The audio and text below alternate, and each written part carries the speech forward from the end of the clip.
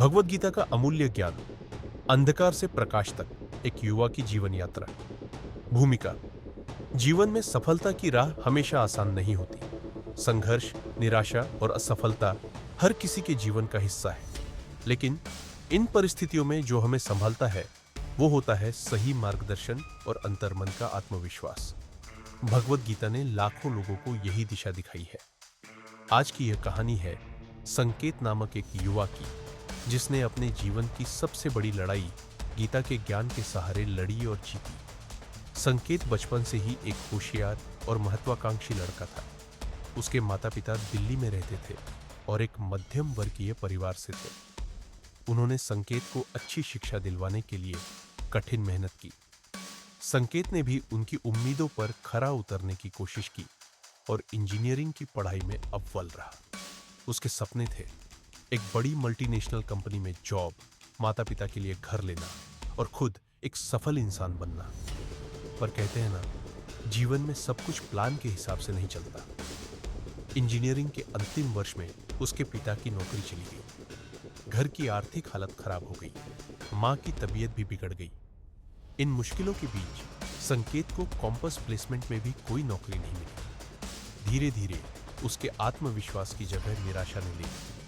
जहां कभी वो सबसे आगे रहता था, अब दोस्तों से भी बात करने से डरने लगा। संकेत ने खुद को कमरे में बंद कर लिया। सोशल मीडिया पर आगे बढ़ते हुए साथी और अपनी कमजोर हालत देखकर उसका मन टूटने लगा। कभी कभी उसे लगता था कि जिंदगी ने उसके साथ नाइंसाफी की है। रात भर नींद नहीं आती, दिन में पढ़ाई का मन नहीं करता। करीब 6 महीने ऐसे ही बीत गए। पिता ने छोटे मोटे काम शुरू कर दिए, लेकिन संकेत खुद को बेकार ही मानता रहा। एक दिन उसकी मां ने उसके कमरे में रखी श्रीमद् भगवद गीता की किताब दिखाई और कहा, इस किताब में तेरे हर सवाल का जवाब है बेटा, बस एक बार दिल से पढ़कर दे। पहले तो संकेत ने किताब को यूं ही टाल दिया, लेकिन एक रात नींद न आने की वजह से वह किताब खोल बैठा। पहला श्लोक जो उसकी नजरों के सामने आया, कर्मण्येवाधिकारस्ते मा फलेषु कदाचन मां कर्म फल हेतुर्भूर्मा ते संगोस्त्व कर्मणि। अर्थ, तेरा अधिकार केवल कर्म करने में है, उसके फलों में कभी नहीं। इसलिए तू कर्म के फल का कारण मत बन और न ही तू अपने आप को अकर्मण्यता में जोड़।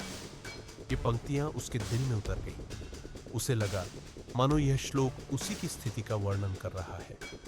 वह अपने नतीजों से इतना डर रहा था कि उसने प्रयास करना ही बंद कर दिया था। संकेत ने हर दिन गीता के कुछ श्लोक पढ़ने का निश्चय किया। धीरे धीरे उसे झात हुआ कि जीवन में आने वाली हर समस्या का कोई ना कोई समाधान है, बस नजरिया बदलने की जरूरत है। गीता के श्लोक से उसे खुद को समझने और पहचानने का हौसला मिला। उसे समझ आया, असफलता अंत नहीं है, बल्कि एक नया आरंभ है। जीवन का युद्ध बाहर नहीं, भीतर है। अपने डर, निराशा और संदेह से लड़ना असली विजय है। अब संकेत ने अपने प्रयासों पर ध्यान देना शुरू किया। परिणाम की चिंता छोड़ दी। उसने कुछ ऑनलाइन कोर्स किए, स्किल्स बढ़ाई और छोटे छोटे प्रोजेक्ट्स फ्रीलांस पर करने शुरू कर दिए। धीरे धीरे उसका आत्मविश्वास लौटने लगा।